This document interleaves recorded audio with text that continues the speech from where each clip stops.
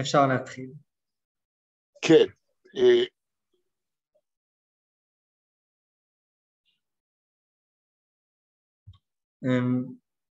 לא שומעים אותך.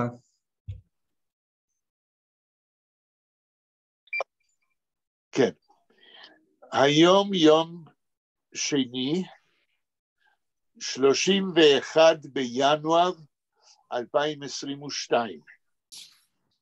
זוהי הפגישה בזום של קבוצת הלימוד שלנו, שבה לומדים לשון וספרות יידיש.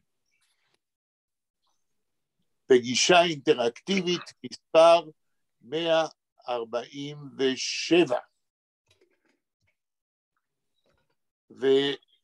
וכהרגלי, לפני שאנחנו נכנסים לדברים השוטפים שלנו,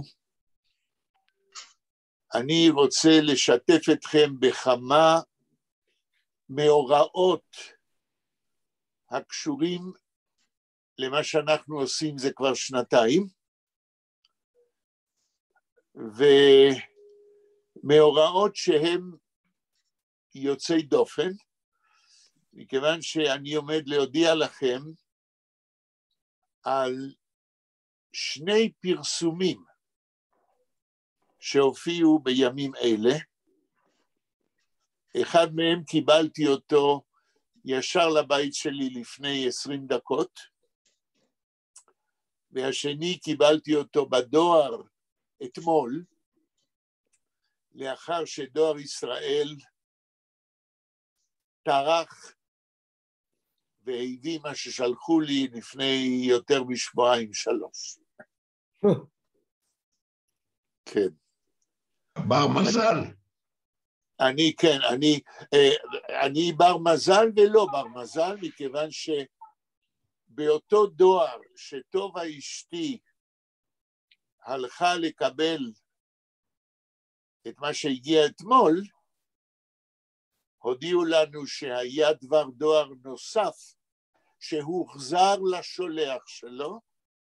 למה? כי הם לא הודיעו לנו שהגיע משהו. כן? וזה הופיע בראשית, זה הגיע בראשית ינואר, ואף אחד בדואר לא שלח לנו פתק שיש משהו כזה. נתנו לטובה טלפון של הממונה על הדברים כדי להתלונן. בסדר, אני תמיד שולח מכתבים בדואר 24 שעות, היות בירושלים אין דואר 24 שעות, אני שולח בדואר שליחים. כן. כן. ודואר 24 שעות מגיע תוך 3-4 ימים. נכון, ואנחנו כבר התלוננו לפני חודשים על מקרה דומה, שלא נתנו לנו פתק להודיע שמשהו הגיע והחזירו את זה לשולח, אבל אשתי בכל זאת תטלפן ותתלונן. מה עוד נשאר לנו לעשות? טוב, אז אנחנו ניגשים לשני הפרסומים שהגיעו אתמול והיום ושקשורים אלינו. אני קודם כל מראה לכם את החבילה. זה הפוך? רואים, תשים את זה ניצב לרצפה, לא באלכסון. ככה? כן, אבל קצת יותר למעלה וקצת יותר, כן, עוד קצת, זהו. כן. ולהפוך אותו. ככה? רק יותר מקביל לרצפה וזהו. אלה שני הכרכים של תנועת דרור שמאיה ולנטין שלחה לי, על רצח עם וג'נוסייד, על השואה ועל רצח עם בעולם, שני הכרכים. עכשיו, יש פה, זה חבוק על ידי דבר שמחזיק את שני הכרכים, אז אני מוריד את החיבוק וזהו, כן, הכרך על השואה, 81 עמודים, ולעומתו, זהו הכרך על רצחם, אתם רואים את ההבדל בהיקף. מאיה ולנטין גרה בבאר שבע, ואני הזכרתי אותה באחת הפגישות שלנו. מישהו אמר לה שאני כתבתי דוקטורט על ספרות יידיש ועברית, שנכתבה בגטאות ובמחנות תחת שלטון הנאצי. ובדוקטורט הזה 720 עמודים, כן, לפני כ-40 וכמה שנים, הקדשתי מקום רב ליצחק כצנלסון, ול-45 היצירות שהוא כתב בגטו ורשה ובמחנה ויטל בצרפת הכבושה. ואז היא התקשרה איתי לפני שנה וחצי, בזמן הקורונה, ואמרה לי שהיא עומדת לעשות פרויקט כזה ביחד עם עוד אנשים, ומיד אמרתי לה, אף על פי שהיא בבאר שבע, שתבוא, ואני אתן לה העתק של הדוקטורט שלי, שבדיוק במרץ 2020 הוצאתי מהדורה מצולמת שלו בפעם הראשונה, והיא באה, לקחה טקסי, קיבלה את הדוקטורט, חזרה, וכנראה קראה כל מה שנוגע ליצחק כצנלסון, שזה 2/3 מהדוקטורט.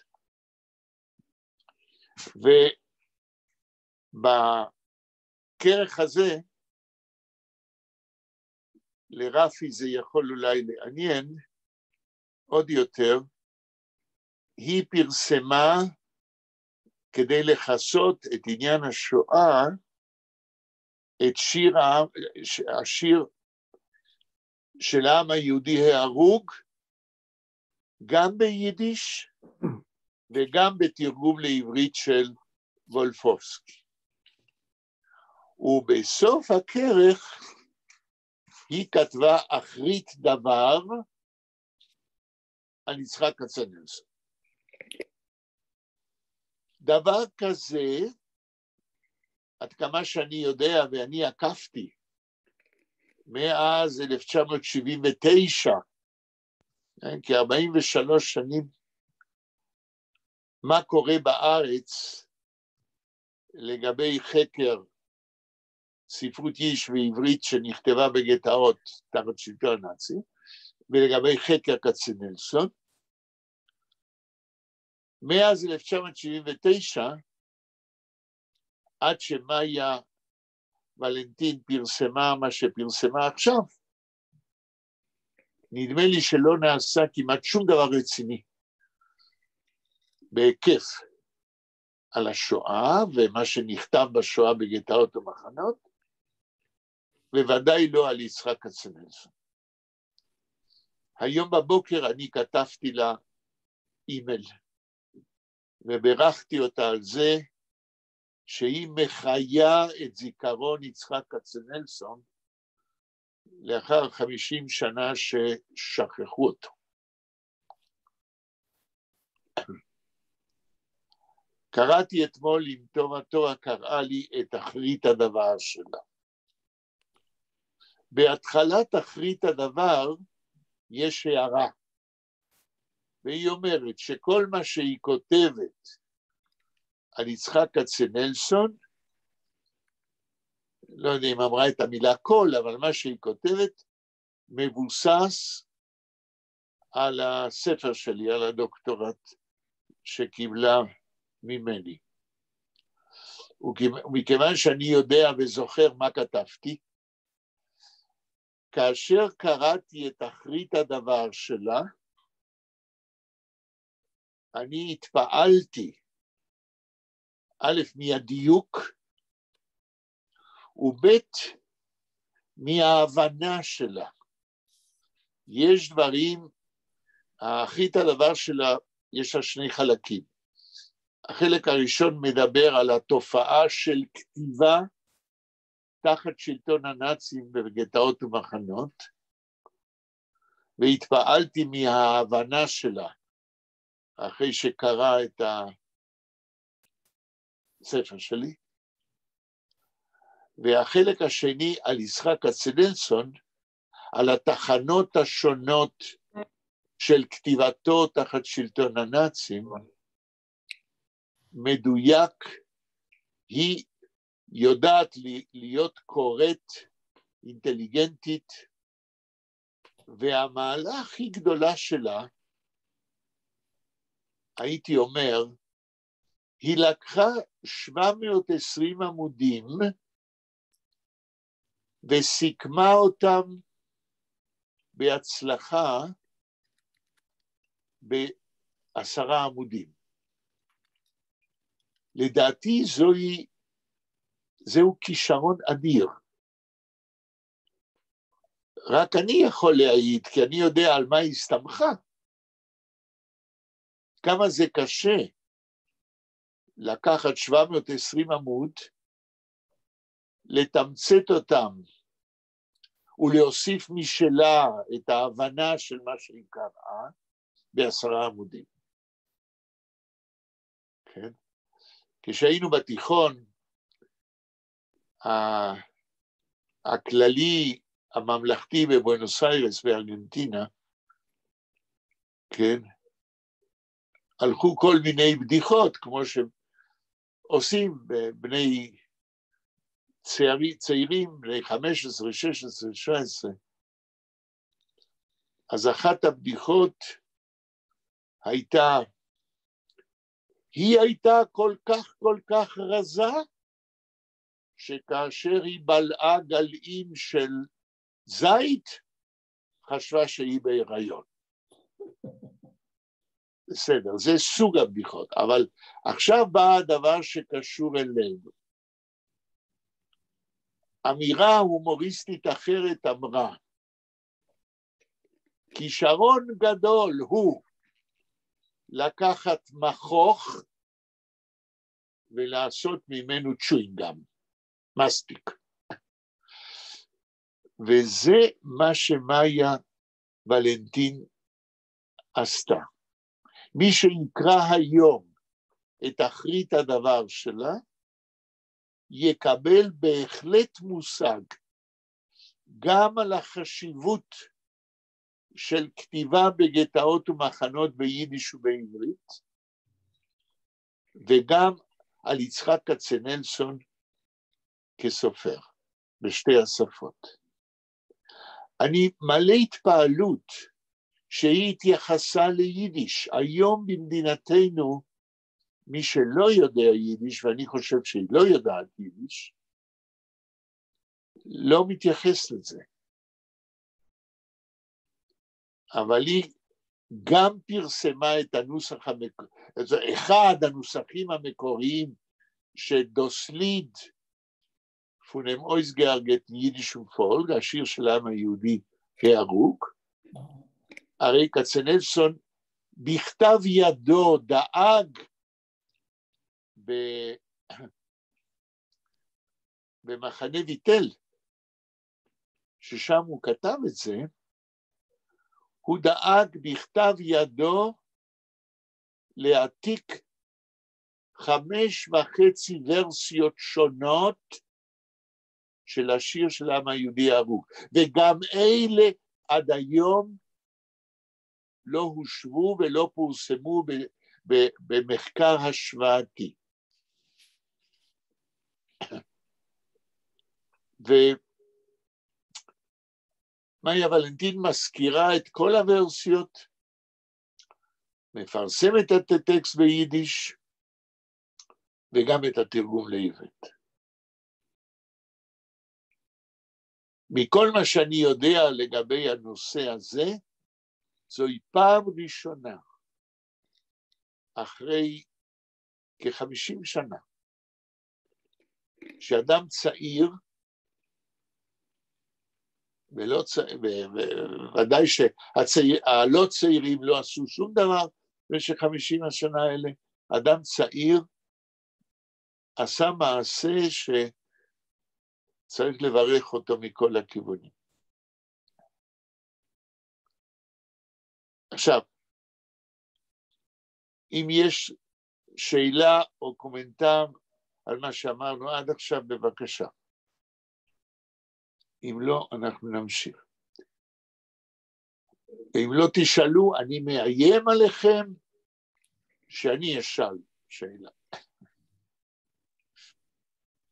רציתי להעיר שהוא כתב את השיר 5 שנים על מיכאל, כן. וגם על כנען, מה יפים הלילות בכנען שאנחנו היינו שואלים. נכון, מה יפים הלילות בכנען הוא כתב בערך בראשית המאה ה-20. וואו.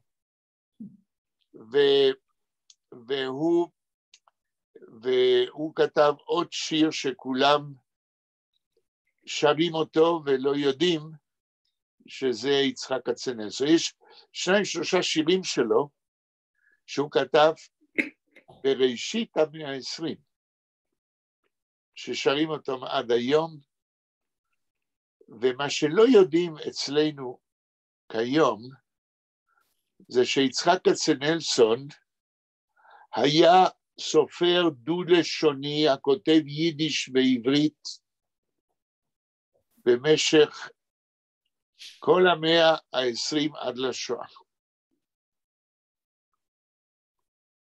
כן.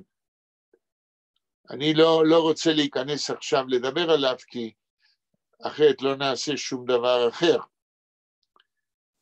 אבל אני רק אומר שמוזיאון בית לוחמי גטאות הוא על שם יצחק כצנלסון, ואצלם נמצאים כתבי יד שלו, שיצחק צוקרמן, שהיה בין מתקוממי גטו ורשה, אחרי המלחמה הוא דאג שכל מה שמצאו על שטח הגטו, כתבי יד שלו שנגברו באדמה, יש דברים שלא מצאו, אבל מה שמצאו, הגיעו לבית לוחמי גטאות ונמצא שם עד היום. ובית לוחמי הגטאות, צוקרמן ומי שהיה המנהל הכללי של מוזיאון בית לוחמי גטאות, צבי שנר, הם דאגו במשך השנים לפרסם 3 מהדורות של כתבי יצחק כצנלסון על השואה, שנכתבו בגטו ובמחנה ויטל. אבל פה ושם פרסמו איזה כתב יד שלו ביידיש, אבל לא את הכל. אני, אחרי שגמרתי את הדוקטורט ב-79, הייתי נוסע למוזיאון בית לוחמי גטאות מירושלים, פעם בשבוע במשך כמה שנים טובות, והוצאתי את כתבי יצחק כצנלסון המלאים ביידיש ובעברית מגטו ורשה וממחנה ויטל, בעזרתם ובמימונם. כן? זה נקרא יידיש גטו כסובים, 1940-1943,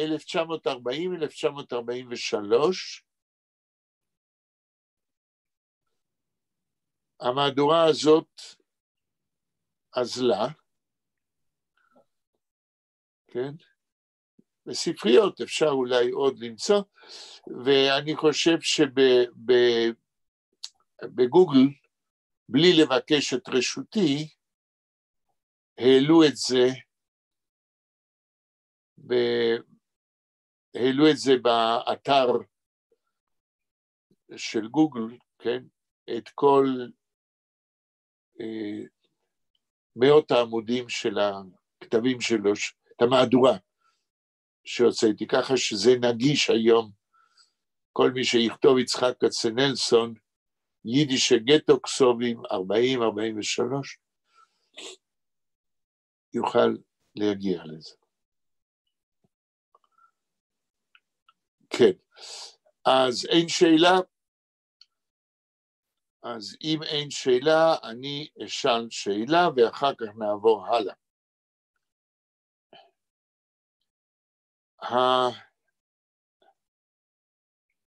השאלה שלי אליכם היא, מה עושים? אני אומר שכתבי יצחק כצנלסון על פי כתבי יד משם, ביידיש ובעברית, הם נכס שלא יסולה בפז, אבל אף אחד לא יודע עליו. השאלה שלי היא, אילו יכולתם, מה הייתם עושים במקרה כזה?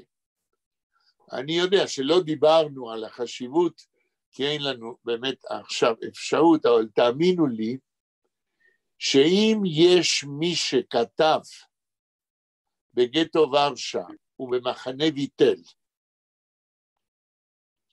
מאות עמודים, כתגובה יהודית לרדיפות הנאצים ולרצח היהודים בשואה, זהו יצחק כצנלסון, אשר לדעתי כתביו משם הם דוקומנט היסטורי ספרותי שחבל שמדינת ישראל ויתרה עליו. ובכל זאת, במצב כזה, אילו היה לכם אפשרות, מה הייתם עושים? רפאל, מה אתה אומר? הייתי עושה מה שעשיתי, קונצרט, מוזיקה קונטמפורנית, כן. מתוך שירתו של העם היהודי הנרצח. עשיתי את זה, ומצאתי עכשיו, אם אתם רוצים לשמוע, קטע מזה, אבל התרגום הוא בצרפתית, זה יידיש צרפתית. כן. זה מה שאני יודע לעשות, זה מה שאני עושה. כן, עכשיו, מה שאתה עשית, אמרת שהצגת את זה בכל מיני מקומות, כן. ומה היו התגובות? נהדרות. קודם כל המוזיקה גם מצוינת, והפואמה היא התרגום שלה יוצא מן הכלל, והמילים אנחנו יודעים, זה מעל ומעבר לחזק. ומה שאתה עשית, האם הוא נשאר לדורות באיזשהו מוסד שאפשר לגשת לזה בחופשיות? חלק מזה יש כבר ביוטיוב, לא ביוטיוב, באינטרנט, אפשר למצוא את זה, אני עכשיו מצאתי. ולמה אתה אומר חלק, למה לא הכל? כי נתנו שם קטע מתוך זה, הכל זה היה שעה שלמה. כן. כן. אני חושב שאם זה פעם יתאפשר, כדאי לתת את הכל ביוטיוב, אם זה מתאפשר כמובן. תראה, מה שאתה עשית רפאל, עשה בדומה, תשמעו את זה, עשה בדומה, אני כרגע שכחתי את שמו, חצי יהודי גרמני מברלין המזרחית, שהאבא שלו שהיה יהודי נרצח באושוויץ, אמא שלו לא הייתה יהודייה, והוא היה בברלין המזרחית משורר, מנגן על גיטרה. כן. הוא ברח מברלין ולקח את התרגום שעשה מהשיר של העם היהודי ההרוג של כצנלסון, עשה תרגום האח של לוסטיג'ה. לוסטיג'ה הוא הקרדינל היהודי בצרפת, כן, לוסטיגר שהצילו אותו כמרים, ואחרי המלחמה הוא הפך לקרדינל, והוא ראה את עצמו גם כיהודי וגם כקרדינל נוצרי, אבל האח שלו נשאר יהודי, והוא תרגם, אם אני זוכר, ואותו, אני עוד אזכר, אותו חצי יהודי מברלין, הלך וערך את זה בצורה ספרותית, ועל הגיטרה שלו ניגן, כמו שרפאל אומר, ניגן את השיר של העם היהודי, הערוק כולו בבונדסטאג הגרמני. וואו, מתי זה היה? מתי זה היה? תראו, אני פגשתי אותו, הוא בא, אתם יודעים, הוא הגיע לארץ, הוא לא יודע יידיש, כן?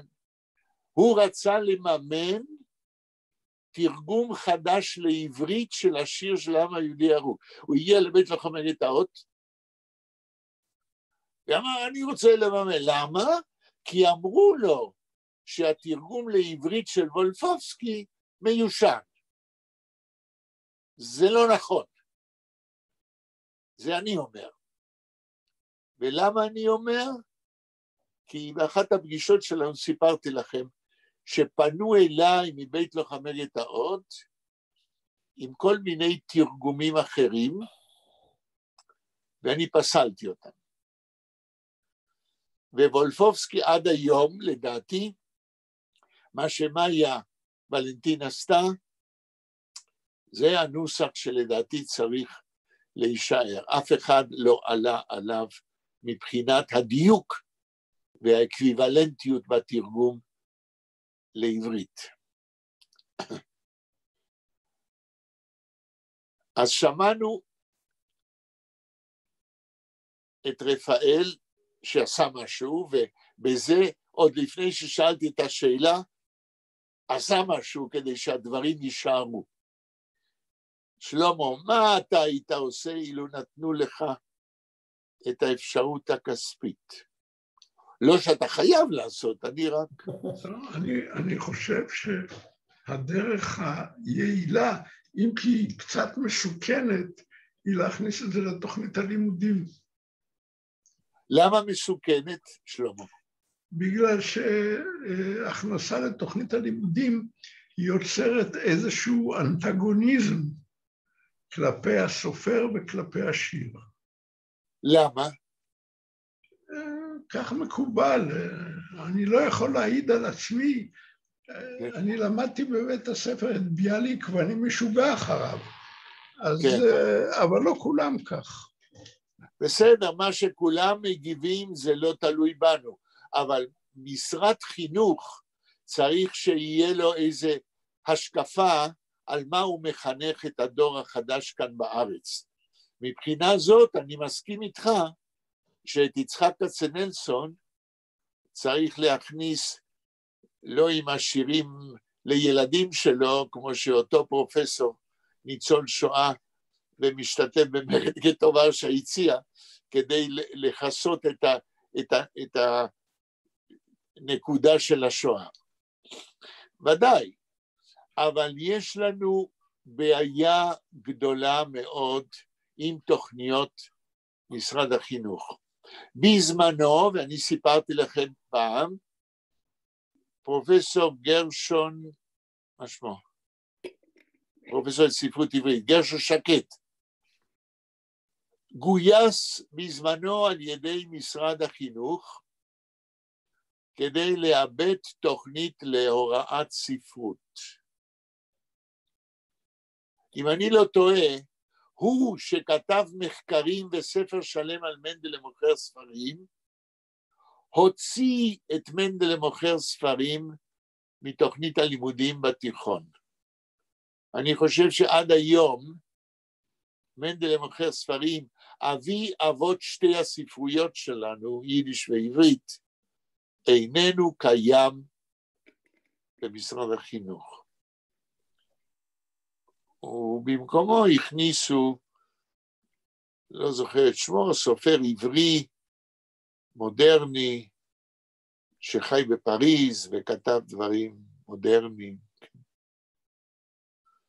יאיר, מה אתה היית עושה אילו יכולת?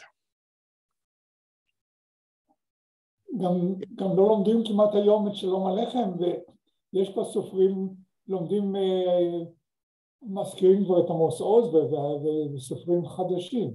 אני בשעתו למדתי שלום הלחם, את כל הקלאסיקונים האלה, חוץ מחיים גרדה שלא למדנו בכלל. כן, בעצם ממה שאתה אומר, אתה, אם אני מבין אותך, רומז שטוב היה עושה משרד החינוך, אם הוא היה עושה רוויזיה בתוכנית הלימודים שלו, בספרות היהודית, עברית. משהו, למשל ספר הקבצנים של מנדלה או טוביה חולב, משהו, כי זה ספרות ענק, זה דור ענק של ספרות. אי אפשר להתעלם מקיומם. נכון, לצערנו מתעלמים. עכשיו נתנאל, אתה עוד לא שר החינוך, זה ייקח הרבה זמן, אם בכלל, אם תגיע לזה, אבל אילו היה לך תקציבים, מה היית עושה עם יצחק כצנלסון, שאפילו עוד לא נתנו לך אפשרות לקרוא אותו? כן. אני גם לא חושב שיהיה מאוד מסוכן להכניס אותו למשרד החינוך לשיעורי הספרות, במיוחד כמו ששיעורי הספרות מתנהלים היום, שזה בין זה לבין ספרות יש הרבה מאוד מרחק, לפחות לבין הספרות שאני הכרתי אצלך בשיעורים ובכללי, אחרי שעזבתי את התיכון. זה אפילו אולי יגרום להתרסה, כמו שעשו על שי עגנון, ועוד כמה משוררים ספרדים בימי הביניים, זה מה שאנחנו למדנו בעיקר. נו, אז מה עושים? אני באמת לא יודע, חוץ אפשר להפוך אותו לגיבור איכשהו, שאני באמת לא יודע איך אפשר לעשות את זה, אבל גיבורים שיש מסביבה מיתוסים בדרך כלל שורדים טוב, אפילו טוב מאוד. בסדר. אבל כן, דרך משרד החינוך בצורה שילמדו את זה בצורה טובה, בעיניי יכול להיות פתרון טוב, גם. אוקיי, תראו, זה נורא מעניין שאף אחד, גם אני לא, אף אחד מכם וגם אני לא דיברנו מה אפשר לעשות באוניברסיטאות. שהרי באוניברסיטאות, עד כמה שאני יודע, לא מלמדים בצורה מקיפה וכמו שצריך ספרות יידיש ועברית שנוצרה בשואה על פי כתבי יד משם. לא מלמדים את מנדלה ואת כצנלסון בהיקפים ראויים, גם לא באוניברסיטאות. מעניין, אני הייתי בטוח כאילו, מה זה הייתי בטוח? אני לא הזכרתי אותם כי חשבתי שהם כן מלמדים. אז... לא בצורה, זה מה שביידיש אומרים, הברוך צו גליציה, שבר על גליציה, זה אסון שלא כתוב בתורה. שאפילו ברמה האקדמית, זה שלא חוקרים זה בטוח, וזה שלא מלמדים זה חבל. בסיכום, הזיכרון התרבותי שלנו לוקה בחסר לדעתי, ואנחנו צריכים להיות מודעים לכך. אני עובר לכרך השני, שמאיה ולנטיני העורכת הכללית, אם כי היא לא תרחה בדבר הזה, כי זה צריך מיומנות וידע אחר, רצח עמים במאה ה-20 ובמאה ה-21, לכרוך את זה ביחד עם השואה, הוא ניסיון נועז ומעניין ביותר. וזה שקיבלתי שני כרכים במסגרת אחת. קודם כל, זה מקרב את כולנו למשהו שאנחנו שומעים ברדיו במשך השנים, אבל לא היה לנו זמן, חוץ מלקרוא בעיתון מאמר פה, מאמר שם, עד כמה, אני לא הייתי אומר שואה, אלא רצח עם, בתקופות קצרות מסוימות, באפריקה ובמקומות אחרים, היא תופעה שקיימת שנה לאחר שנה. אמרתי שאני עוד לא הספקתי לעיין בספר הזה, אבל אני מאוד מעוניין לראות האם, וזוהי שאלה שאני שואלת את עצמי, לפני כמה פגישות דיברתי על זה שהשואה נחשב אצל יהודה באואר, אחד מהחוקרים הדגולים של השואה, כתופעה ייחודית שאין להשוותה עם רצח עמים אחרים. ויש על זה ויכוח, והזכרתי את הוויכוח. כן? אני קראתי לפחות את הספר של יהודה באואר, ערעורים על השואה, ועוד שני ספרים שלו אני חושב. אני רק רוצה לדייק שהוא משתמש במושג אי תקדימי, שהשואה אין לה שום תקדים בהיסטוריה, שזה הבדל. כאילו יכול להיות שתהיה עוד שואה, עדיין לא מצינו. יפה. זאת אומרת, זה שאני אמרתי שזה, שאומרים חוקרים מסוימים, שזה מאורע ייחודי, מה שקרה לעם היהודי, אתה מדייק ומשתמש במילים של הפרופסור, שאין לזה תקדים. אבל אני מעוניין לעיין באותו כרך שקיבלתי על רצח עמים אחרים, כדי לראות את ההבדל. גם לדעתי, אם כי אני לא מכיר את ההיסטוריה של רצח עמים אחרים, אבל ממה שקראתי פה ושם בעיתונות, או שמעתי פה ושם ברדיו, ואני מקווה שאני לא טועה, לא מדובר ברצח מתוכן מראש של כל בני עם הטוצי, או כל בני היזידים, או כל הבנים של עם מסוים, כן? אלא בתקופה מסוימת נרצחו חלקים גדולים של עם כזה או אחר, ואם זה נכון מה שאני הבנתי, הרי שלשואה לא הייתה תקדים עד היום. והכרך הזה של מאיה ולנטין, הכרך השני, הוא יכול לעזור. ומי שעורך את הכרך הזה, היא אומנם עורכת הכללית, אבל מי שעורך ממש את הכרך הזה, שמו לוין, אני לא מכיר אותו, כשעיין בכרך הזה, אני אדע יותר. ובזה אנחנו מתקרבים לסיים מה שיש לי להגיד על שני הכרכים האלה, שקשור אלינו. תראו, אני הבטחתי לנתנאל ועוד לא עשיתי את זה, אני כמובן אעשה את זה, אשלח לו את האימייל של כולכם, אבל אני גם אשלח לנתנאל את ההודעה של תנועת דרור, שהיא מזמינה את הקהל הרחב, לראות את השקת שני הכרכים האלה ב-28 בפברואר, יום שני בשעה 7 בערב. אני אתן לנתנאל את ההודעה הזאת, ושם בהודעה הם מבקשים למי שמעוניין להירשם.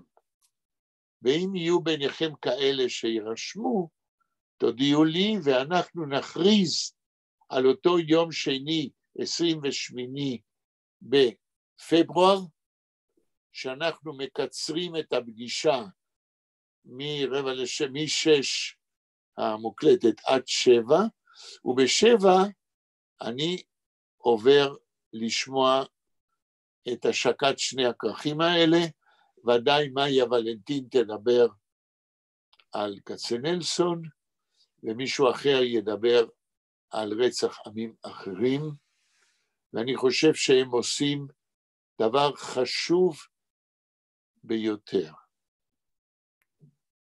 אז אני מודיע לכם שעל אחריותי לשלוח לנתנאל, והוא ישלח לכולכם. אני ממליץ שתרשמו, באותו יום שניפגש, אז מ-6 עד 7, ואחר כך מי שירצה יוכל לשמוע את השקת שני הכרכים, שזה מאורע שעוד לא היה במדינת ישראל. לתת פוקוס גם לשואה, גם ליצחק כצנלסון, וגם לרצח עמים אחרים בימינו, עד כמה שאני יודע, לא נעשתה בצורה כזאת אף פעם. זה לדעתי מאורע מכונן לתודעה של כולנו כבני אדם, וכיהודים. רציתי להעיר סליחה? כן, תגידי. היה לפני שבוע סרט בערוץ 8 על המספר 6 מיליון, וגם דיבר שם באואר ועוד אנשים דיברו. חבל שלא ידעתי. אפשר עוד לראות את זה? אני לא יודע. זה היה סרט שלם על 6 מיליון, על המספר 6 מיליון, שהוא מספר מאוד סמלי. עגול. כן. הוא מאוד עגול, ואמרו שבעצם זה מספר שאולי הנאצים נתנו אותו. למשל בשנת 44 הזכירו כבר 6 מיליונים, אבל ב-45 השמידו עוד 350,000 יהודים בבודפסט. כן. כך שזה, המספר הוא מאוד, והמספר הזה כבר הוזכר בכל מיני הכשרים כמספר מקורב. עגול מדי, כן. לא ברור אם היה 6 מיליון באחד, או 6 מיליון ו200,000. זה ברור. יאיר, זה מאוד חשוב מה שאתה אומר. האם אתה זוכר את השם של התוכנית? אני אחפש אותה. השם של התוכנית היה 6 מיליונים. אוקיי. זה היה בערוץ 8. בערוץ 8 זה היה. בערוץ 8. כן. אוקיי, אני בהחלט אחפש את זה. תודה. אני לפחות בספרים שאני קראתי, גם כאלה יותר עדכניים שיצאו קרוב לעכשיו, המספר שהם נקבו בו היה 5,800,000 יהודים. תוך כדי משפט עוקב אחרי זה שאמרו שהם לא ששים להוסיף עוד 200,000 יהודים מתים. לא. יש גם בעיה נוספת. בעיה של היהודים שמתו מרעב בגטאות. האם הם קורבנות השואה או לא? ישנה גם בעיה של אלפי יהודים שהתאבדו. האם הם נחשבים גם כן? זה לא בעיה פשוטה. יאיר, אתה מעלה כאן, ונתנאל גם, אתם מעלים בעיה שקיימת מאז שנגמרה מלחמת העולם השנייה, עושים עד היום חישובים כדי להגיע לסכום הכולל הטוטלי האפשרי על פי סטטיסטיקות ממקומות שונים. יש על זה חישובים מחישובים שונים, אבל אני רוצה לתרום לדיון הזה משהו שאתם לא יודעים. אולי הזכרתי את זה באחת הפגישות שלנו, אבל מי זוכר כל מה שקשקשנו וכל מה שאמרנו? אנחנו מדברים על יצחק כצנלסון. גם ליצחק כצנלסון בפנקס ויטל, פנקס ויטל הוא כתב במחנה ויטל בצרפת הכבושה על ידי הנאצים, לפני ששלחו אותו לאושוויץ, בפנקס ויטל הוא מספר שבמחנה ויטל, שזה היה למעשה איזה שטח של מלון שהגרמנים הקימו שם מחנה של עצורים יהודים, הוא הצליח לקרוא עיתונים גרמניים, והוא היה עוקב אחרי מה שהעיתונות הגרמנית מספרת על מהלך הקרבות והמלחמה. לא היו לו עיתונים יהודים או מארצות של יהודים, אבל מבין השורות הוא הגיע למסקנה והוא אומר את זה בתוך פנקס ויטל. הוא אומר פחות או יותר ככה, ברגע זה שאני פה, כן, מדברים על 1943-44,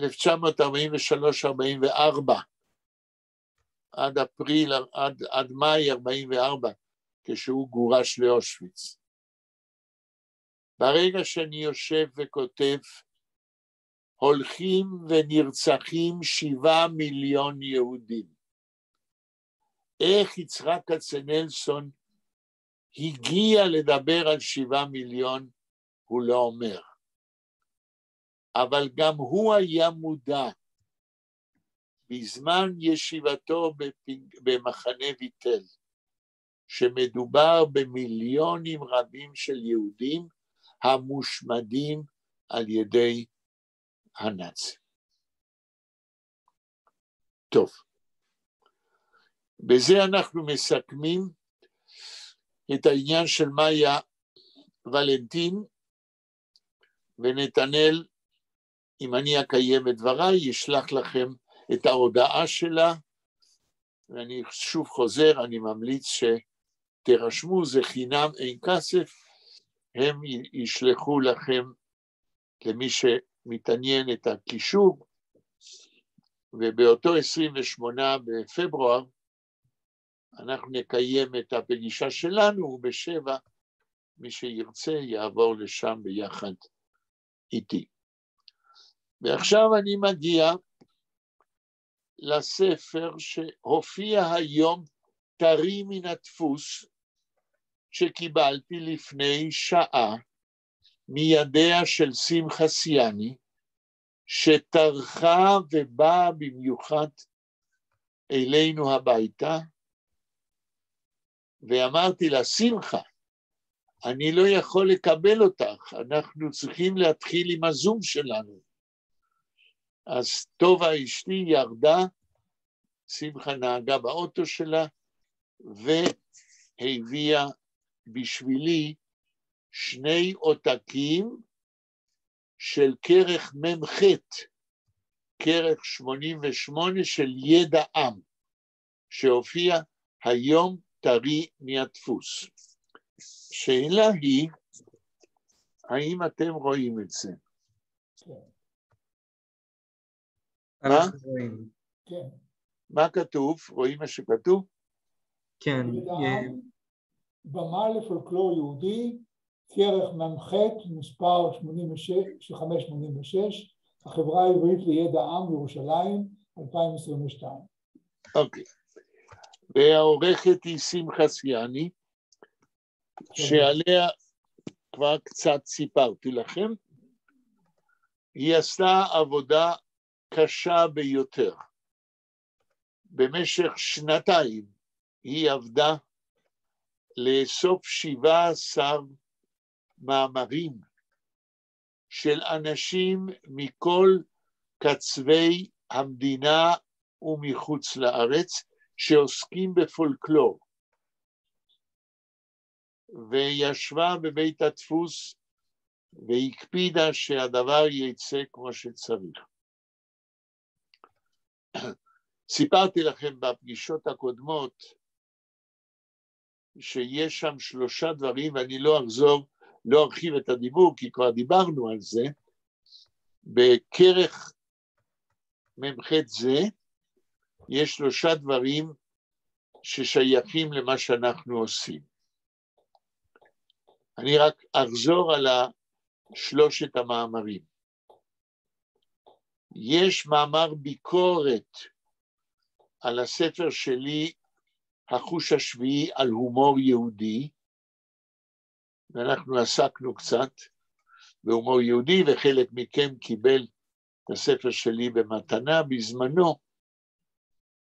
את המאמר הביקורת הזה כתב יצחק גנוז, מי שהיה העורך של ידע עם במשך 45 שנים. המאמר השני שיש בכרך הזה, זה המאמר של מוניק דהן ושלי, על יחיאל פיינר, והמניפסט הספרותי שלו, במבוא שלו לספר השירים שלו, צבי ונצוונציק, מ-1931, שאותו קראנו בפגישות הזום שלנו לפני כמה חודשים. והדבר השלישי, זה מה שהתחלנו לקרוא בפעם שעברה, התרגום של רותי זקוביץ' ושלי, של הפואמה מוניש, של י' למד פרץ.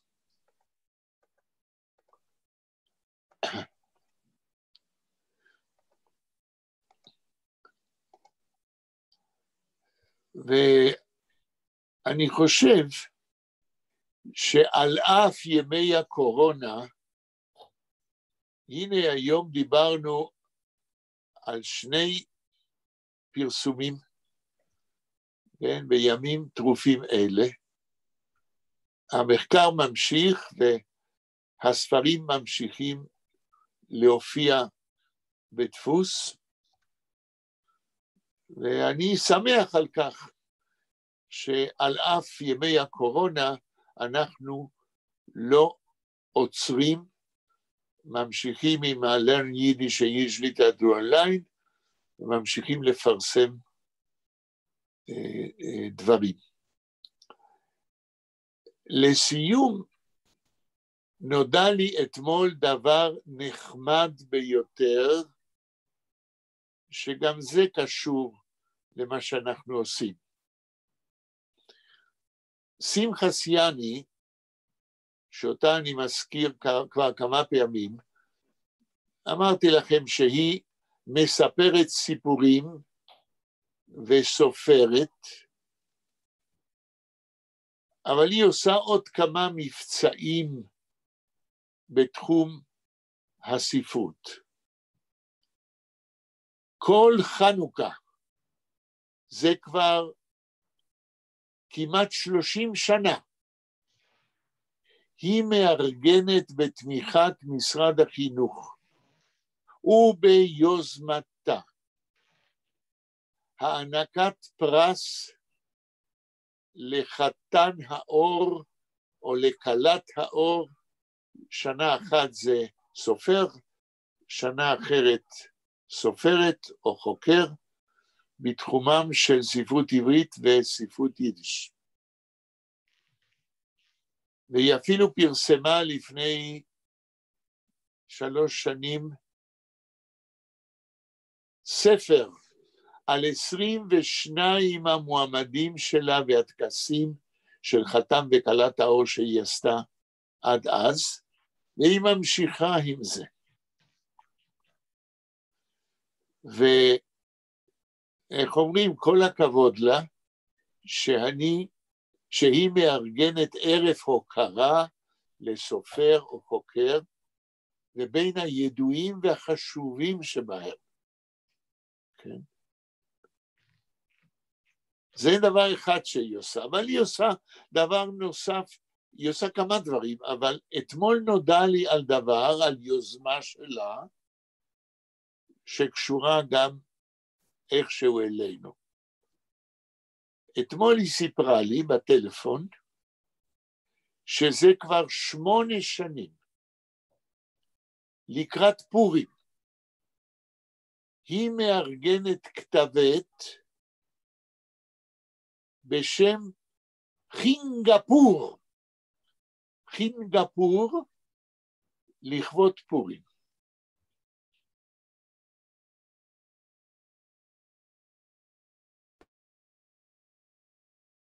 פרופסור, לא שומעים אותך.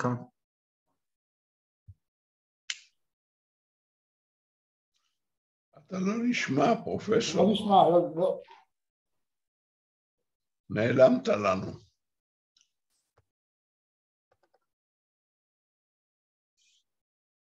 מה עושים? פרופסור יחיאל? אנחנו מקווים שהוא ישמע אותנו ויתקן את זה. לא שומעים. אבל אני מפה לא יכול לעשות שום דבר. לא שומעים. הוא לא מודע לזה. אפשר להתקשר עליו? טלפון? לי אין את המספר רגע, כן, יש לי את המספר שלו. רק שאלה קטנה לרפאל בינתיים. רפאל. טוב.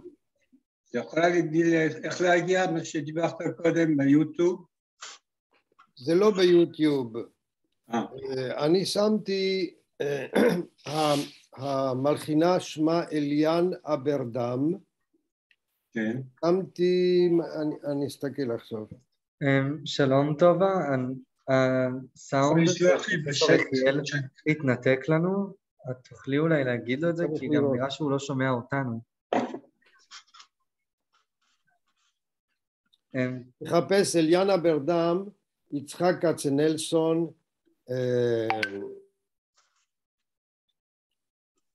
בצרפתית. יכול למצוא את זה. כן, אבל אם זה לא ביוטיוב, אז איך אני מגיע לזה? אני לא יודע. תכתוב בגוגל אליאן אברדם. אוקיי. רגע, אני מצאתי את זה, אז... אתה יכול לכתוב לי בשט, לשלוח? אני לא יודע אם אני יכול רק... בסדר.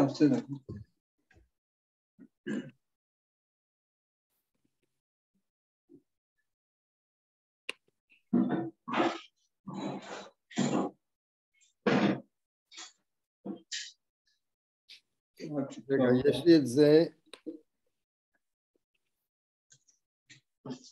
מוזיקה.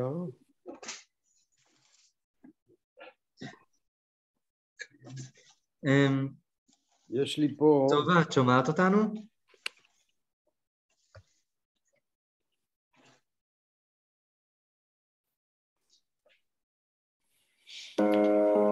אתם שומעים את זה? כן. זה מה שמצאתי בגוגל בעצם, לא ביוטיוב.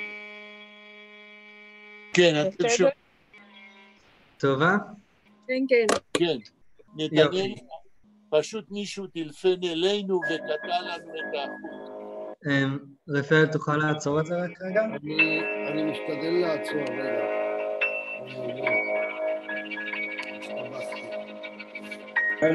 prochaine, tu as aussi la guide.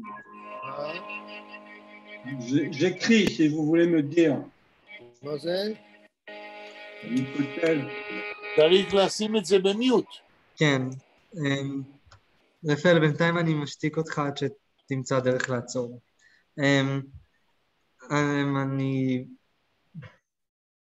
ברח מזיכרוני איפה. הפסקנו לשמוע אותך. לפני זה 7 דקות הפסקנו לשמוע אותך. 5 דקות, 7 דקות. אוקיי. אני יכול לדבר עכשיו? כן. אי אפשר לדעת מה אמרתי לפני שזה נקטע. לא, בסדר. טוב, אז באמצע הדיבור שלי, מישהו טלפן אלינו הביתה, וקטע את הרצף, ובמשך 7 דקות לא שמעתם אותי, אז אני חוזר ומנסה לחזור לחוט הדיבור. אני חוזר ואומר, נדמה לי שניסיתי לסיים את הדיבור על שמחה סיאני, ומה שהיא סיפרה לי אתמול, על אחד המפעלים שלה, מישהו מכם זוכר מה שמעתם ממני דבר אחרון? שלמה? לא. זה בערך, אני חושב שעל מה שאתה אומר עכשיו. אני מה? מה שאתה, אני לא זוכר בדיוק את המילה, אבל על מה שאתה אמרת עכשיו, זה נשמע לי כאסיאני. תנסו להיזכר מה המילים האחרונות או הנושא האחרון ששמעתם לפני שזה נקטע. נתנאל לא זוכר? שלמה? לא, אני... שלמה? זיכרון שלי לטווח קצר הוא בסדר, דפוק לגמרי. יאיר? כנ"ל. בסדר. אז אני לוקח את החוט בחזרה וממשיך מכאן ואומר, אתמול שמחה סיאני סיפרה לי על מבצע שהיא עושה זה כבר 8 שנים. כן, דיברת, אני הזכרתי, אתה דיברת על כתב העת שהיא משחררת לכבוד פורים. בדיוק. אז מפה אני הולך. שהיא עושה כבר 8 שנים מבצע שלקראת פורים, כל שנה היא מוציאה כתב עת בשם חינגפור. כן, זה אני זוכר. חינגפור. והיא ביקשה ממני אתמול רשות בגיליון חינגפור בעוד חודש, כשהיא תוציא אותו, להכניס סיפורים מהספר שלי, החוש השביעי, סיפורים הומוריסטיים, שאני כותב עליהם בספר שלי. אני כמובן נתתי לה את הרשות, שהרי הכוונה היא להפיץ את הידע על הומור יהודי. אני אולי אספר לכם סיפור אחד מתוך הספר שלי, החוש השביעי, כדי להמחיש מה צפוי באותו גיליון סינגפור. אני מצאתי את הסיפור הזה אצל עמנואל אולסוונגר, כן? שהוא היה פולקלוריסט בין יתר הדברים, והוא היה מסתובב בליטא עם פנקס, ורושם סיפורים הומוריסטיים מפי העם. וזהו סיפור שהוא מכניס לאחד הספרים שלו.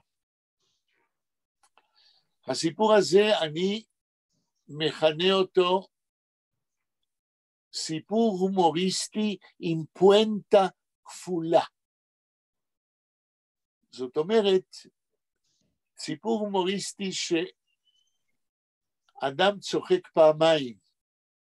פעם אחת כי הוא חושב שבזה נגמר הסיפור, ואז הוא צוחק, ואז נודע לו בהמשך הסיפור שיש פואנטה עוד יותר חריפה ויותר הומוריסטית. בדיחות וסיפורים הומוריסטיים עם פואנטה כפולה, זה נכס מיוחד בהומור היהודי. אולי יבוא פעם מישהו שיאסוף את הסיפורים ההומוריסטיים עם פואנטה כפולה, כי הם חריפים במיוחד. אז אני מספר בקיצור את הסיפור שאולסוונגר מביא. כמובן שהוא מביא את זה מסוגנן, אין אף מילה מיותרת, אני פחות כישרוני ממנו. אז הוא מספר ככה, באיזה עיירה גרמנית, איפה שגרים יהודים, התלקח ויכוח בין יהודים לנוצרים. ואז הכומר האנטישמי אמר ליהודים, אני רוצה להתווכח איתכם על היהדות שלכם. אני מבקש שתעמידו נציג שלכם שיבוא להתווכח ויכוח פומבי בשוק איתי. ואז אותה עיירה בשליטת הגרמנים אמרו שכל היהודים יום מסוים יבואו בשוק ויהיה ויכוח עם הכומר, והיהודים התבקשו להביא נציג שידבר. אצל היהודים בבית הכנסת הייתה מהומה גדולה. הם ידעו שהעניין מסוכן ביותר. הגרמנים הציבו תנאי. בשוק יעמוד הכומר שהוא ידען גדול, גם בברית הישנה, ויהיו כל היהודים, ובין שני המחנות בצד יעמדו חיילים עם גרזנים מונפים אל על. הראשון שלא ידע לענות בוויכוח הזה, עורפים את ראשו. כמובן שהיהודים היו בפניקה, ואף אחד פחד, כל אחד פחד לבוא לוויכוח הזה. ואיזה עגלון פשוט בבית הכנסת אומר, אני אבוא לוויכוח. בלית ברירה, אמרו לו בסדר, חייבים להעמיד מתווכח, אין אף אחד שרוצה, אתה רוצה, שיהיה לך במזל. וביום המיועד, שני מחנות, כל הנוצרים והכומר בראש, וממולו כל היהודים בשוק והעגלון הפשוט, ובצד עומדים חיילים עם גרזנים. זורקים מטבע כדי לראות מי הוא הראשון שמתחיל, וזה גורלו של היהודי, לשאול את השאלה הראשונה. העגלון, שוודאי לא היה תלמיד חכם, מתייצב מול הכומר, ושואל את השאלה הראשון ואומר, מה זה בעברית? אינני יודע. שואל את הכומר. והכומר עונה לו בגרמנית, ich weiß nicht. החיילים שומעים שהכומר לא יודע, טרח, מורידים את הראש. ואז מי שמגיע למקום הזה צוחק, אבל יש המשך לסיפור. כל היהודים עליזים ושמחים בבית הכנסת, חגיגה גדולה, העגלון גיבור גדול, אבל ליהודים משהו לא ברור להם. אז הם שואלים אותו בבית הכנסת, תגיד, מה זה שאתה שאלת את הכומר אינני יודע? אומר העגלון, טוב, זה דבר שאני אף פעם לא ידעתי, ולכן שאלתי את הכומר, אולי הוא יודע, וזוהי שאלה ששאלתי את הרבא שלי בחיידר, כשהייתי לומד בחיידר, כן? אז שאלתי את הרבא, מה זה אינני יודע? והרבא אמר לי, ich weiß nicht. אז אם הרבא לא ידע, אז הכומר ידע. בדיחה עם פואנטה כפולה. אני אמליץ לשמחה סיאני להכניס את הסיפור הזה, הרי בחוש השביעי בספר שלי יש לי הנוסח ביידיש והתרגום לעברית. ויש שם עוד כמה דברים מעניינים כאלה, נראה. ברגע שהיא תוציא את סינגפור שלה, תמורת העזרה שלי, אני מבקש שהיא תשלח לנו כמה עותקים בשבילכם. טוב. אנחנו היינו בסוף הפעם שעברה, באמצע קריאת הפואמה מוניש בתרגום לעברית.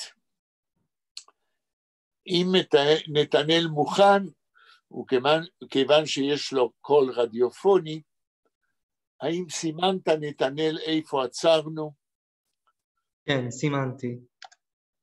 כן. אפשר להעלות את זה על המסך? עלה כבר. עלה כבר. אז בבקשה. תודה רבה. עכשיו אנחנו בחלק ג'. כן. טרח, טרררה, מה קרה פה? מה פה קרה? האם שהמשיח מישהו ראה? מתי תוקים בשופר? באלול, לא היום. האם השמש השתגע פתאום? מה שורק ונושף? נסדקים אלונים? מה רועם וצולף? מתפצחים אורנים? צולף ומצפצף חריקת גלגלים. מרכבת הפוסטה שועטת בשבילים? צלצולים שכאלה מאי פעם שמע. סוסים כמו עפים במהירות מדהימה. דינדון פעמונים גובר ורועש, פרסות של סוסים מתיזות גיצי אש. שוט צולף מתפתה ללא רחמים, הפיות פעורים. מה פירוש? הם טועים. יוצאים לרחוב את הפלא לראות, לומדים מהקלויז חולים ממיטות. דרדקים מהחדר, ביניהם גם אחד שחמק מן השוט עם התחתונים ביד. שם רץ לו שוחט חיוור כחלב, תרנגול חצי שחוט מפרפר בידיו. למשמע השריקות התבלבל ונחרד, ובמקום את העוף, את החלף הוא שמט. על הרבה הוא אף, נורה ככדור, מרובה כך ישר לתוך פיו הפעור. פה רצה חירשת, את ידיה פורחה, תצעקו יהודים, איפה יש בעירה? הסיפור הסתיים בפשטות רבה. בפוסטה מדנציק, דייטש אחד בא. אוצרות בהמחתו, וכסף רב גם. ילך פה מסחר, יהיה פה עולם. השם את העיירה במחיה, כך בירך, אוצר משמיים הוא שלח. להם הוא שלח. כן, בירך, אוצר משמיים הוא שלח. סוחר לו הדייטשל במיני תבואות, משלם במזומן ובלי שום עכבות. הכל נשקל במטבעות של זהב, וכל אחד שש אור בעיניו. מתחילים לסחור, שוחטים, דיינים, רצים וקונים, מלמדים בטלנים. שכן הכל סחורה הוא, אשראי כגשמים ניתחים, ועיקרים בעגלות שוקקות הדרכים.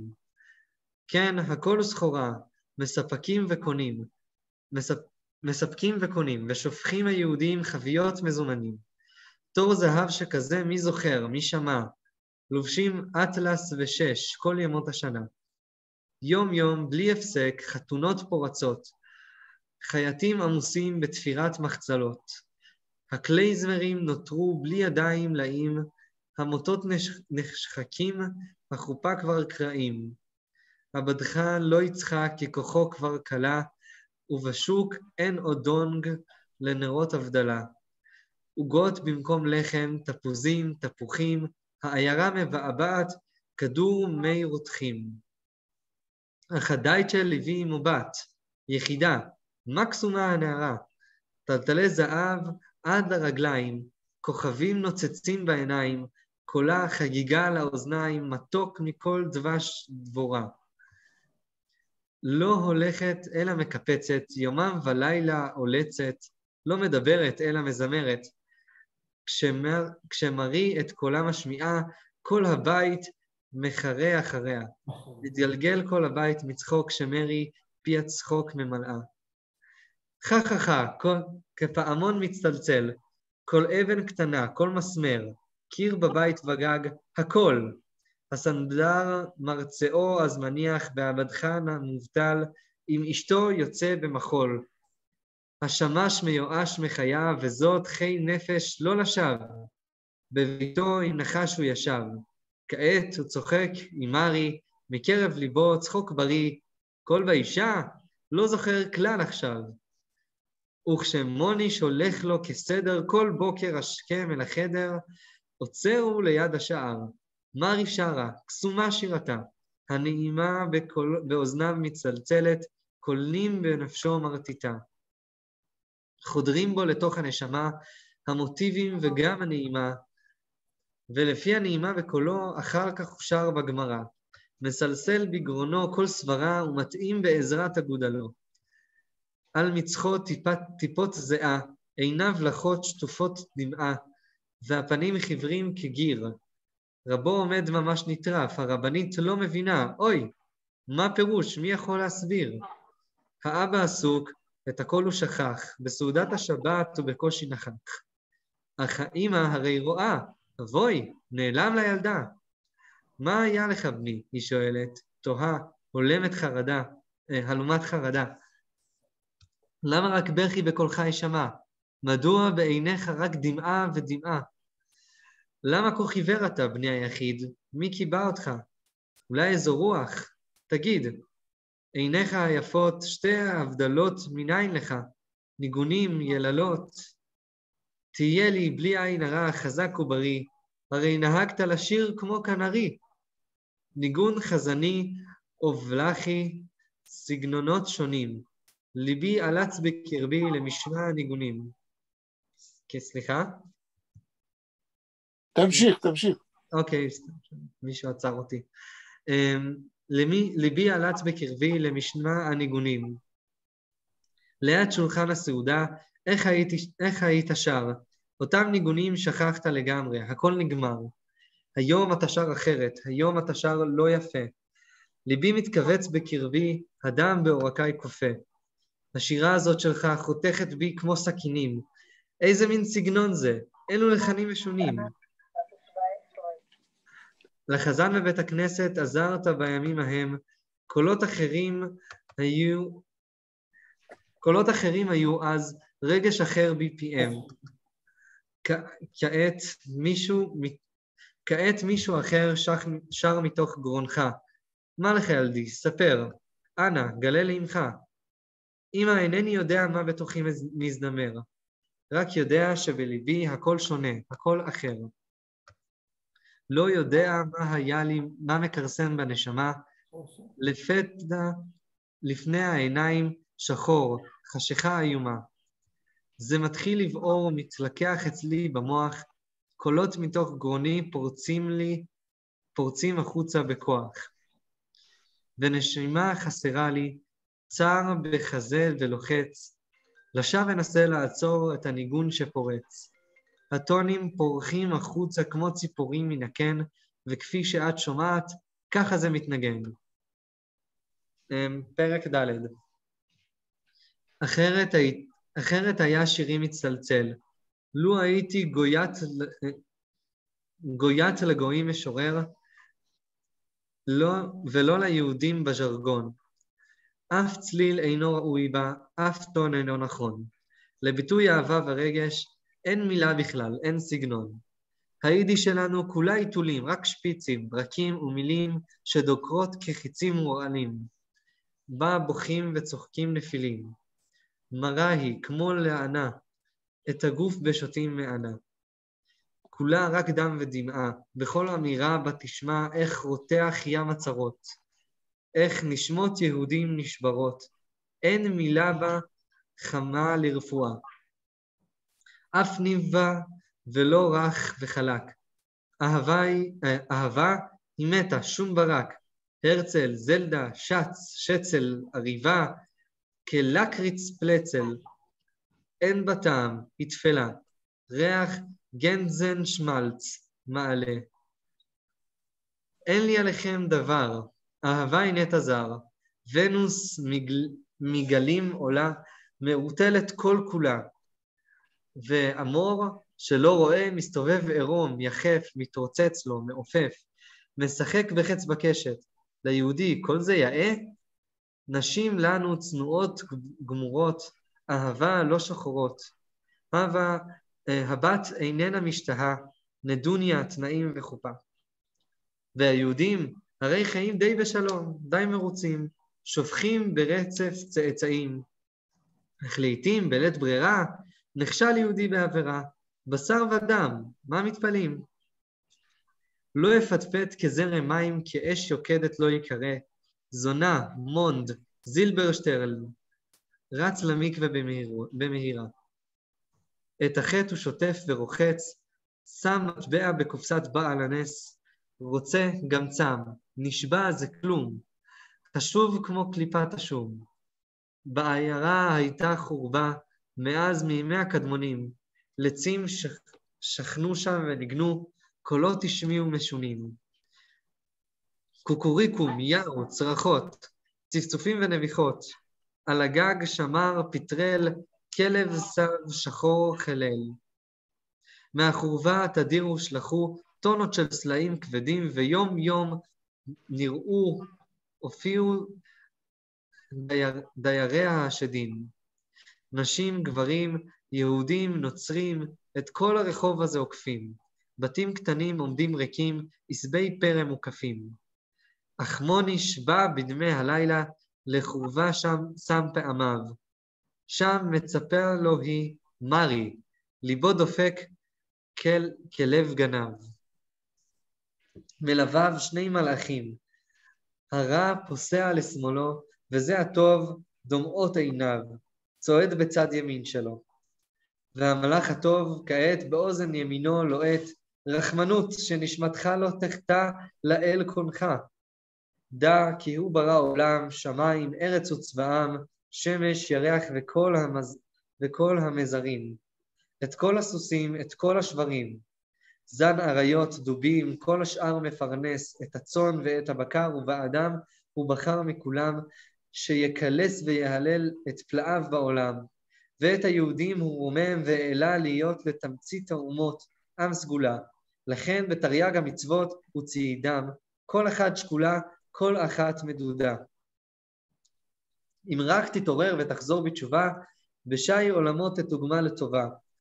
אוי חשבנה, האם המרי הזאת 610 עולמות היא שווה? אך המלאך הרע לועג באוזן שמאל שלו, חכה, עד לעולם הבא יש זמן, והוא הרי יסלח לך. האם ראובן כלל לא חטא? ואיפה עם דוד בת שבע? כולם הגיעו לגן עדן, הוא טוב לב, אצלו זה טבע. דמעות תנין על הפנים, איזו מילה הבטחה של הבטחה בתוספת תענית, וכבר הוא מאמין לך. כך טוענים המלאכים. אבל ההתלבטות קצרה, כשבחלון נראית מרי, ובאוזניו נשמע שירה. בעיניה להבה, בשירה כל תאווה, והוא כמו פרפר על האש, אף ודמו סוער וגואש. 1000 אחבישים, 1000 צרצרים, גם הטלפים להקשיב ממהרים, לשירתם ונשיקות פיהם, חיבוקיהם, שבועותיהם. בחייו בבריאותו הוא נשבע לה אהבה, אבל היא רק מחייכת. זו איננה שבועה שווה. והוא נשבע לה בציצית, בתפילין, בפאות, בשופרו של משיח, אך היא רוצה עוד. הוא נשבע לה אהבה, בוער פורע כל מוסר, היא מחייכת, מתחננת, רחוק יותר, יותר אפשר. והוא נשבע לה באבא, באמו הטובה, בסבא ובסבתא, וכולם בצוותא. על שפתיה חיוך ועיניה יוקדות, היא רוצה ודאות ומבקשת עוד. בחור גם יכול להטעות, אולי שכח, יש במורה, והוא נשבע לה בפרוכת, אף בכתר בתורה. יותר גבוה מתחננת, רוצה היא ביטחון גמור, בנשימתה היא מחשפת, ובעיניה אש תנור. והוא מגביה עוד ועוד בשם השם קורא. משמיים רעמים בגיהנום כבר המולה, פרץ צחוק דיצה גילה, מריח של גופרית נורא, ומוניש כבר ושיירה על מטאטי אף במרומים. שם על הררת ההר חגיגה, שמחה רבה, נשף יש בתיבה. מה נורא הוא ומופקר. להקות הצוענים מהעולם הבא נוגנים כמים שם ניגר שמפן, והרוחות יוקדות קנקן. נברשות חביות יתרן, הרשעים הם הפתילים, שד חמוש במספריים מקצץ את הגדילים. שם לילית היא המלכה ובעיניה אש זרה, אחריה סמאל נושא את שובל סמלתה האופנתית ההדורה. ומי עומד ליד הדלת? מוני שלנו, הזוג בשלשלת. מדורה פותחים שולחן, והשיפוד הנה מוכן. סוף. זהו. כמובן שהקריאה הייתה מעולה, רק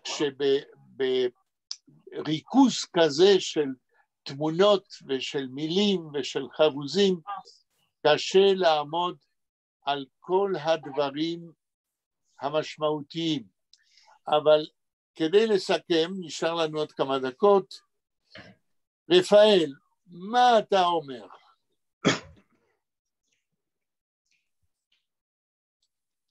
רפאל, אתה מושתק. אין לי מה להגיד, אני לא שמעתי, לא הקשבתי לזה. למה? זה משהו מתורגם מיידיש? ודאי. אז אני קורא ביידיש, אני לא צריך לקרוא בשפה אחרת. אוקיי. שלמה, מה אתה אומר? מהשמיעה... אני אומר שפואמה כזאת צריך לקרוא, לא להקשיב. זה נכון, אנחנו קראנו אותה ביידיש בזמנו, היום רציתי לסכם, אז מכיוון שאילצתי אותך להקשיב, אתה יכול להגיד משפט אם אתה רוצה. לא, אני לא, זאת אומרת, הקשבתי ברוב קשב, אבל אני מוכרח להודות שלא עמדתי על גדולת הדברים. אוקיי, בסדר גמור. ואני צריך לקרוא אותם כדי, זאת אומרת... כן, בסדר גמור. מה שאתה אומר, זה, אני לוקח את זה מאוד בחשבון ולומד מזה משהו. יאיר, מה אתה אומר? יאיר, אתה גם מושתק. כל האנשים ש...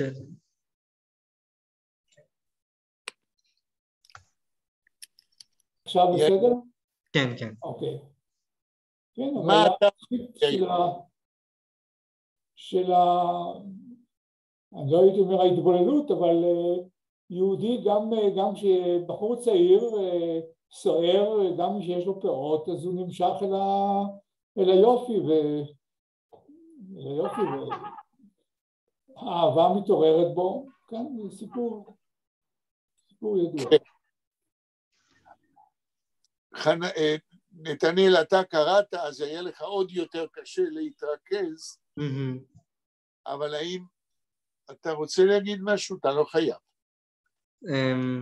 כן, כמו שיאיר אמר, אין אפוטרופוס לעריות, שזה כמובן מסר, אבל אני לא בטוח שזה הדבר היחיד שעלה, כאילו אני חושב שהחטא הזה של העריות שהוא עשה עם מרי, זה קצת סמל לכל החטאים של אותו דור, שכל מיני דייצ'ים באים אליהם ועם הסחורות והבנות היפות שלהם, והורסים את היידישקייט היפה של אותם אנשים.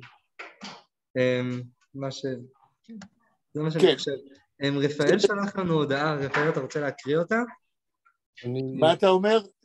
אני רציתי רק להעיר משהו, שפעם מקרה כזה של יהודי שנמשך לגויה כתבו על זה שירים, והיום זו המציאות, זה בארצות הברית ובכל העולם, ההתבוללות. כבר לא כותבים על זה שירים. אני ממש לא הייתי בטוח אם זו הייתה גויה או שזו הייתה יהודייה גרמניה, כאילו בעיניי זה היה יותר יהודייה גרמניה, אבל אני עדיין לא בטוח. קשה לדעת מכיוון שהמילה דייטש ביידיש זה יכול להיות גם יהודי גרמני משכיל, וזה יכול להיות גם, האמת היא שמחובתי היה אולי לעיין יותר לעומק במשמעות דייטש כדי להחליט, כן, על מה מדובר. אבל השם מרי הוא הדבר שמעורר את החשד. הרי יהודים לא, אתה נתנאל קראת מרי, אבל זה מרי, ושם כזה, עד כמה שאני יודע, יהודים לא היו נותנים לבנות שלהם. אבל יכול להיות שאם זה יהודי גרמני משכיל, אז אין לו שום בעיה לקרוא לבת שלו בשם נוכרי. בסיכום, לפני שאנחנו מסיימים, אני ניסיתי, בפעם שעברה, הקראנו את ההערה הראשונה, כשמתחילה הפואמה והתרגום, ואני טענתי שבדבר כזה שנכתב בסוף המאה ה-19, יש כמה השלכות על המצב כיום בעם היהודי, גם מהנקודה שאתם אמרתם לגבי העניין של למי נמשך בחור שלומד גמרא, וגם מבחינה זאת שהמאבק בין עולם השדים לבין עולם לומדי התורה, אני כיניתי באותה הערה את היטלר אדם שד, שיש פה באיזושהי צורה, אני חושב, מין התרמה או הקדמה למאבק שקרה בהיסטוריה, במציאות, בשואה, כן, בין צד משמאל לבין יהדות ויהודי מזרח אירופה. רק הערה אחת, לדעתי היא הייתה גויה, כי אם היא הייתה יהודייה, לא היו כותבים על זה שיר, אז מה? אז הוא הלך עם יהודייה מעדה אחרת. כאן זה הדבר המיוחד, הדבר שהקפיץ את האמא והקפיץ את המשפחה והקפיץ את כולם, זה שהוא הסתכל על גויה. יאיר, פתחת דיון, אומנם אנחנו בסוף הפגישה, אבל בהחלט צריך להתחשב בטיעון שלך, אבל נתנאל אולי יטען את ההפך, ואנחנו לא נכריע כרגע. אני חושב שהגענו לסוף הפגישה שלנו היום. כן, אפילו עברנו את הזמן. אז תראו, היום סיכמנו כמה דברים שמופיעים באמצע הקריאות שלנו. ביום חמישי הבא, בלי תירוצים, לא יהיו לי יותר תירוצים, כל הדברים הטובים כבר קרו, אז אנחנו נמשיך לקרוא את חיים גרדה, זיידה סוני נקלח. פרופסור, יש לך את מוניש ביידיש? מה אתה אומר? יש לך את מוניש ביידיש? אם יש לי את מוניש ביידיש. הרי אנחנו שלחנו לכולכם, לפני שאתה הצטרפת, את מוניש ביידיש. בלה שלחה, האם יאיר או שלמה, יש לכם מה שבלה שלחה בזמנו? יש לי את כל המיילים. כן, אבל אם זה לא תרחה, אולי נתנאל תכתוב לבלה ותבקש ממנה את מוניש ביידיש, כי אני שלחה לכולם, היא תשלח גם לך. ואם יהיה בעיות, תגיד לי ואני אמציא לך, בסדר? אין בעיה, אני אבקש מבלה. יופי, אז תודה רבה לכולכם. אבל אתה יכול להזכיר לי מה שאמרת לי, סליחה, רפאל?